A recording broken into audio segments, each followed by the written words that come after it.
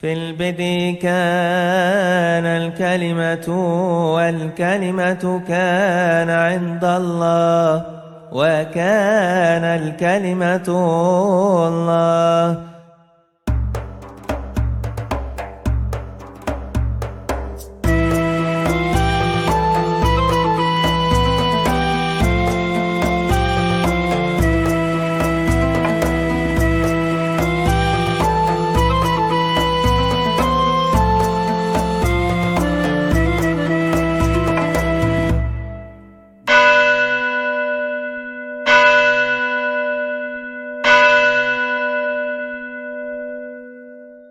Yosefus ini menulis sekitar tahun 90 Masehi.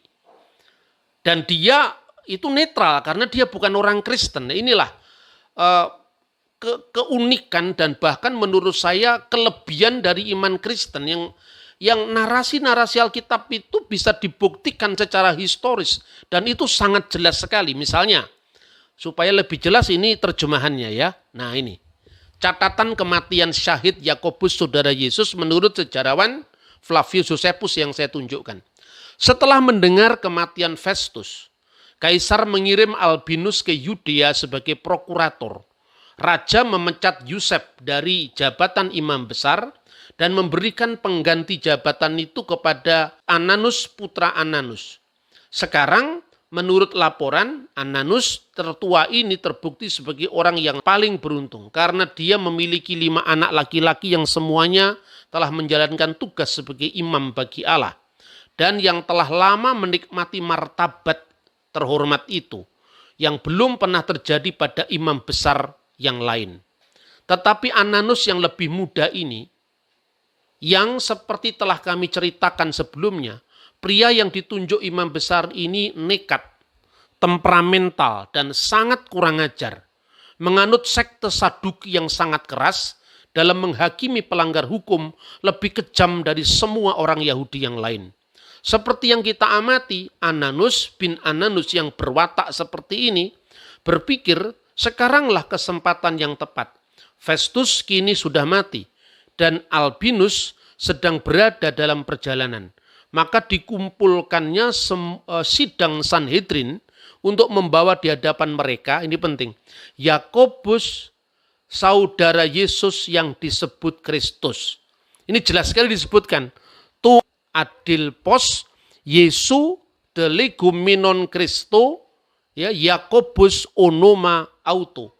Dan beberapa yang lain ketika membuat dakwaan, Ananus menyerahkan untuk dilempari batu. Namun bagi warga negara yang bersikap adil dan warga negara yang ketat mematuhi hukum secara benar tidak menyukai apa yang dilakukan Ananus. Mereka diam-diam mengirim kepada raja laporan tentang Ananus agar tidak bertindak demikian lagi. Karena apa yang telah dia lakukan tidak dapat dibenarkan. Bahkan beberapa dari mereka juga menemui Albinus dan saat perjalanannya pulang dari Alexandria dan memberitahukan bahwa tidak sah bagi Ananus untuk memanggil Sanhedrin tanpa persetujuannya. Albinus menuruti apa yang mereka katakan dan dengan marah-marah kepada Ananus mengancam akan menghukumnya atas tindakan yang dilakukannya. Raja Agripa memecat Ananus dari jabatannya sebagai imam besar yang telah dijabatnya selama 3 tahun saja. Dan kemudian mengangkat seorang lain yang bernama Yesus putra Damnius sebagai imam besar. Di sini kenapa Yosefus sebagai orang bukan Kristen menyebut Yakobus saudara Yesus ya yang disebut Kristus. Karena ada nama Yesus yang bukan Kristus, yaitu Yesus anak Damnius yang menjadi imam besar. Dan imam besar pengganti Ananus itu korup juga. Jadi saudara bisa bayangkan, 5 kali dia telah menguasai jabatan imam besar dan itu tentu uang. Prosentasenya sangat besar. Dan dia beruntung dengan 5 anak laki-laki yang semuanya mendapatkan kesempatan dalam rezimnya imam besar sampai kemudian anaknya yang juga bernama Ananus menjadi imam besar. Tapi kemudian mereka menghukum Yakobus dengan tuduhan telah melanggar hukum. Nah, masalahnya sekarang, kenapa Yosefus yang bukan Kristen itu sangat respect sama Yakobus? Kenapa orang-orang Yahudi yang bukan Kristen itu membela Yakobus? Karena bukan sekedar ajarannya Yakobus tentang Yesus yang adalah Kristus, Tuhan dan Juru Selamat. Tetapi lebih daripada itu, dia tidak hanya membawa ajaran yang benar, tapi dia membawa ortopraksi, perilaku hidup yang mencerminkan keteladanan. Maka dia disebut sebagai Yakob Hasadek, Yakub si adil, Yakub si benar. Dan gelar seperti ini disematkan oleh orang-orang Yahudi yang juga tidak semuanya Kristen. Ini menarik sekali. Kemudian ketika Yakobus meninggal, dan menurut selain catatan Yosefus ini ada catatan dari Hagesippus, ada catatan dari Eusebius, tapi sengaja saya tidak kutip. Saya hanya mengutip sumber sejarah bukan Kristen untuk membuktikan bahwa apa yang tertulis di dalam sejarah gereja itu bukan karangan orang Kristen, tetapi itu bisa dibuktikan dengan sumber-sumber sejarah sejaman, sekalipun itu bukan orang Kristen. Pertanyaan tadi yang menarik, apakah alasan sebenarnya hukuman mati atas Yakobus saudara Kristus? Sebab sebelum itu mereka diterima. Gereja masih disebut sinagog di dalam Yakobus pasal 2 ayat 2. Artinya bahwa tidak ada perbedaan secara budaya dengan orang Yahudi. Berbeda dengan orang Kristen di Antioquia. Tentu mereka berbeda. Karena secara budaya mereka mewarisi kebudayaan bukan Yahudi, Goyim atau Gentile. Tetapi Yakobus tidak. Dia orang Yahudi Kristen. Orang Yahudi yang percaya Yesus. Rumah ibadahnya belum disebut dengan nama lain kecuali dengan sinagog. Saya kira pola-pola ibadah seperti yang dilestarikan oleh semua gereja ortodok, itu semua juga Yahudi. Ada sema berkembang. Sema itu pengakuan iman ya, bentuk singkatnya Shema Yisrael Adonai Eloheinu Adonai Echad. Kalau dilantunkan orang Yahudi zaman sekarang, Shema Yisrael Adonai Eloheinu Adonai Echad. Dengarkanlah wahai Israel, Tuhan Allah kita, Tuhan itu esa. Dan ini pola sema itu kemudian dilestarikan oleh gereja dengan pengakuan iman. Yang diawali juga dari bil hakikati nu'min ilahin wahid. Aku percaya kepada Allah yang esa, Bapa yang maha kuasa dan seterusnya. Nah, sekalipun di situ dalam Yudaisme, sema itu belum terjabarkan. Dalam iman Kristen, sema Yisrael sudah terjabarkan. Yaitu apa? Bahwa Allah yang esa itu yang menyatakan diri dalam Tritunggal Maha Kudus. Bapa, Putra, dan Roh Kudus misalnya. Kemudian selain itu ada seperti khotbah ya, itu sudah, itu qiri'ah, Torah itu menjadi bacaan Injil, kemudian kitab nabi-nabi menjadi bacaan surat-surat rasuli dan seterusnya. Terus kemudian yang disebut sakramen korban itu menjadi perjamuan kudus atau ekaristi dan seterusnya dan seterusnya. Jadi itu bisa dilacak kesinambungannya gereja dengan Yudaisme. Hanya bedanya kalau gereja di Antioquia itu sudah mengadaptasi budaya-budaya bukan Yahudi, otomatis kan. Jadi itu kontekstual dan itu bagian dari apa yang diamanatkan Kristus, menjadikan semua bangsa muridku pantata etni. Dan etni itu artinya suku-suku bangsa, etnik bangsa-bangsa. Sementara yang di Yerusalem itu sepenuhnya Yahudi. Kenapa juga Yakobus ditolak? Bahkan ketika Yakobus itu dihukum mati, yang lapor adalah orang-orang Yahudi yang merasakan keadilan Yakobus, yang merasakan sifat Yakobus yang selalu membela orang miskin. Kemudian setelah dipecat yang namanya imam besar yang korup tadi, ya, yang menghukum Yakobus, maka dia mencoba menyogok Albinus yang diangkat oleh kaisar tadi, dan imam besar penggantinya Yesus bin Damnius disogok supaya apa? Supaya praktek pemungutan persepuluhan yang dulunya selalu dipungut oleh keluarga imam besar Ananus itu tetap diizinkan untuk dipungut. Dan siapa yang harus menjadi korban ini adalah imam-imam Farisi. Kita ingat yang namanya Ananus itu kan dari Saduki. Maka di dalam tulisan Yosefus, dia adalah penganut Saduki yang keras. Nah, sementara imam-imam itu kebanyakan yang dijadikan sasaran untuk penindasan eksploitasi persepuluhan tadi, itu orang-orang Farisi. Yakobus membela mereka. Yakobus membela imam-imam miskin yang menjadi eksploitasi imam besar Saduki ini. Dampak daripada imam-imam yang dipungut dengan Saduki tadi, jemaatnya akan jadi miskin. Dan itulah jemaat Yerusalem yang kemudian Paulus melayani dengan mengumpulkan persembahan bagi jemaat di Yerusalem. Itulah mungkin penyebab kenapa sejumlah besar imam menyerahkan diri dan percaya. Itu bukan karena pemberitaan verbal tentang siapa Yesus, itu penting. Tetapi juga mencerminkan kasih Yesus dalam perbuatan nyata, melayani orang-orang yang kelaparan, melayani mereka yang sedang menjadi korban eksploitasi dari imam besar yang korup dan sebagainya. Itulah sebabnya orang-orang Farisi banyak yang menjadi percaya. Dan itu disebutkan secara jelas Kisah Rasul pasal 6 ayat 7, sejumlah besar imam menyerahkan diri dan percaya. Dan Kisah Rasul 15 ayat 3, beberapa dari golongan Farisi yang menjadi percaya. Itu membuktikan bahwa jemaat Yerusalem yang dipimpin Yakobus banyak dari orang Farisi. Dan orang Farisi itu terkenal ketika membaca kitab suci itu dengan tafsir yang sangat jelimet sekali. Dan itulah yang menjadi sasaran kritik Tuhan Yesus. Tentang misalnya tidak boleh menolong orang pada hari Sabat. Pada hakikatnya kan bukan manusia diciptakan untuk Sabat, tapi Sabat diciptakan untuk manusia. Kita tetap memelihara hari Sabat. Tetapi jangan bahwa pesan Sabat yang lebih utama yaitu peduli pada orang miskin dan sebagainya menjadi hilang. Artinya kesalehan ritual yang mengalahkan kesalehan sosial. Dan itu saudara-saudara.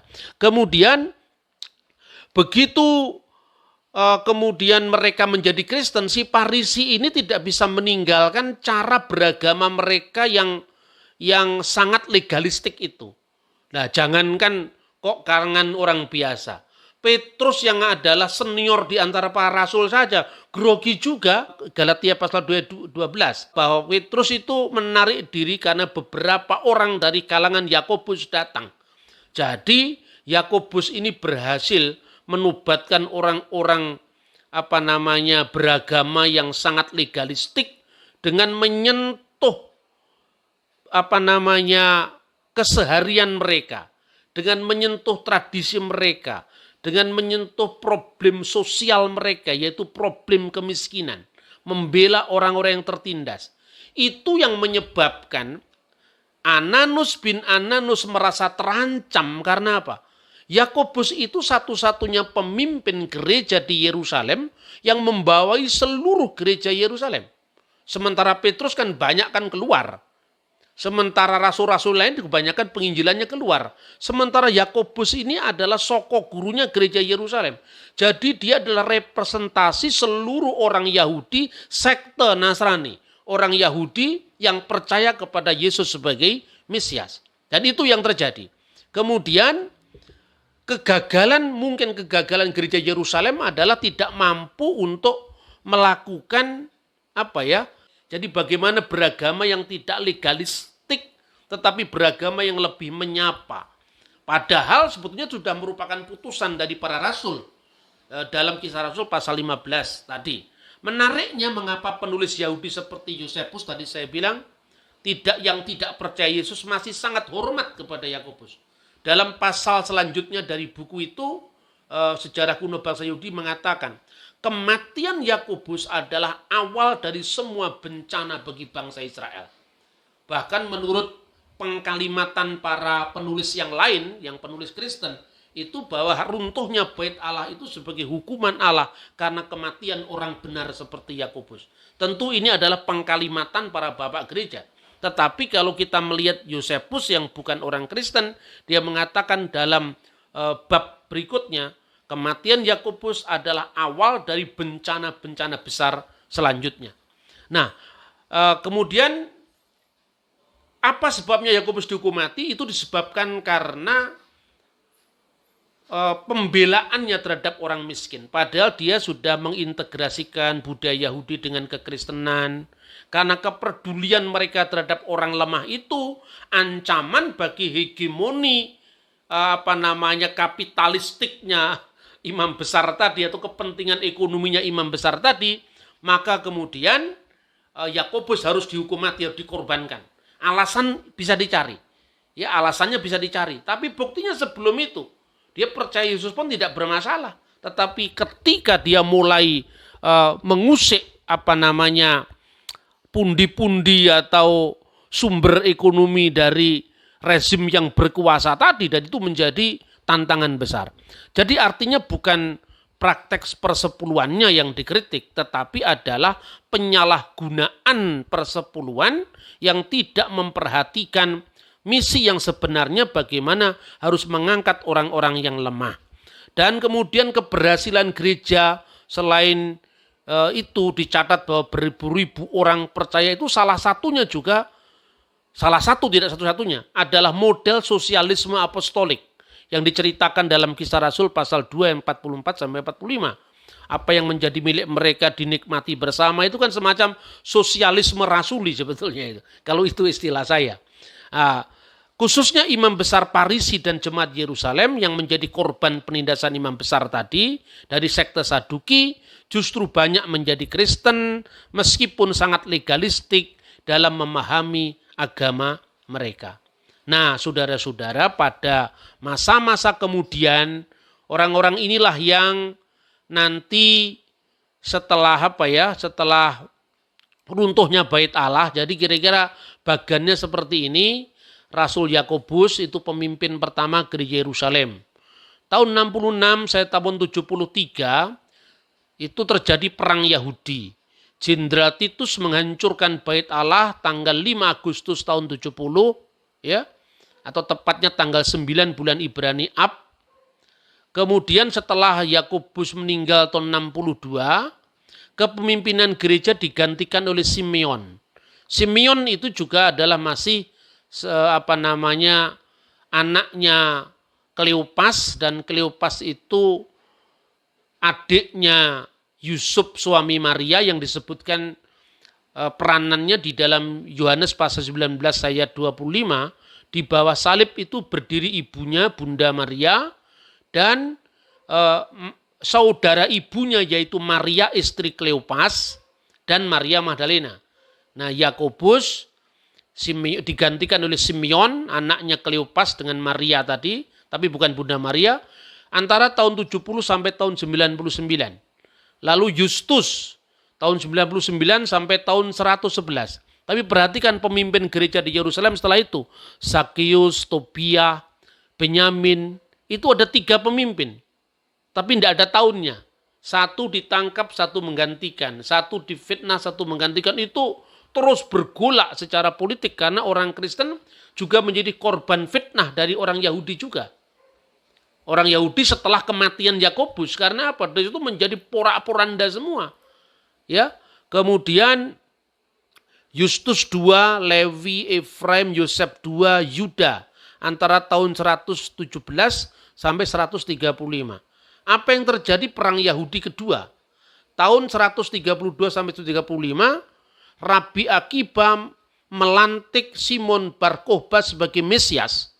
Makanya nama aslinya itu Simon Bar Kosiba, dilantik sebagai Simon anak sang bintang karena nubuat dalam kitab Musa bahwa bintang akan datang dari Yakub itu. Dan ketika Bar Kokhba menjadi raja ya selama 3 tahun, tahun 135 Israel dihancurkan total oleh Romawi. Nah, saat itulah orang Kristen kemudian yang di Yerusalem tadi hijrah ke Pela. Pela itu salah satu dari 10 kota Yunani Dekapolis, ya, selain misalnya Philadelphia yang sekarang dikenal dengan Aman, kemudian Pela, kemudian Gadara, kemudian Gerasa, ya. Kemudian setelah di Pela itu orang-orang Kristen masih melantik pemimpin-pemimpin mereka, Markus, Cassianus, Publius dan Maximus. Pada sekitar tahun 135 itu muncul bidat baru. Nah, bidat inilah yang kemudian menolak Rasul Paulus. Namanya bidat ini adalah Ebionit.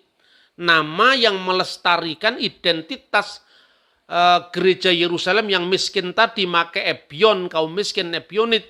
Nama itu dibajaknya menjadi nama aliran. Karena mereka merasa saya adalah jemaat Yerusalem yang asli, padahal itu bukan jemaat Yerusalem yang asli. Kalau Anda membaca bukunya Berkov, itu disebut hanya sambil lari. Bahwa orang Kristen Yahudi menolak Paulus. Lah, pembaca tidak cerdas kemudian mikir bahwa Kristen Yerusalem bertentangan dengan Kristen Paulus. Padahal yang menolak Paulus itu aliran bidat yang muncul pada abad kedua tahun 135, namanya Ebionit. Ya. Kemudian sampai sekarang ini di Yerusalem sejak abad kedua itu dikuasai oleh orang Romawi. Maka kemudian Jenderal Titus menghancurkan Yerusalem, abad kedua muncul Kaisar Hadrianus.